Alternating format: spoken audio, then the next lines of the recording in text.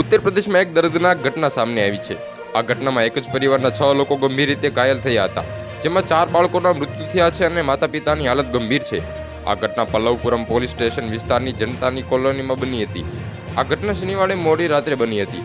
મળતી માહિતી મુજબ રૂમમાં ઇલેક્ટ્રિક બોર્ડ હતું અને મોબાઈલ ચાર્જિંગ પર હતો।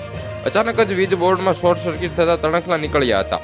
આ પછી સ્પાર્કને કારણે પલંગ પરના ફીણના ગાડલામાં આગ લાગી ગઈ હતી। આગ લાગ્યા બાદ આખો રૂમ આગની લપેટમાં આવી ગયો હતો। આ પછી પતિ પત્ની અને તેના બાળકો સાથે પોતાનો જીવ બચાવવાનો પ્રયાસ કર્યો હતો। આ દરમિયાન તે આગમાં ખરાબ રીતે દાઝ્યા હતા। આ પછી નજીકના રહેતા લોકોએ તેમને ઘરની બહાર કાઢ્યા હતા। તેમને એક ખાનગી હોસ્પિટલમાં ખસેડવામાં આવ્યા હતા।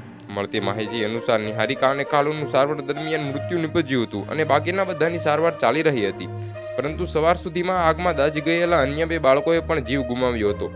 પતિ પત્નીની હાલત નાજુક હોવાનું જણાય છે। હાલ માટે આટલું જ। મળશું નવી અપડેટ સાથે। જો તમને અમારા વિડીયો પસંદ આવ્યા હોય તો વિડીયોને લાઇક કરી દો, ચેનલને સબસ્ક્રાઇબ કરી દો અને બાજુમાં આપેલ બેલ આઇકનને દબાવી દો, જેથી આવા જ સમાચારની અપડેટ આપને મળતી રહે।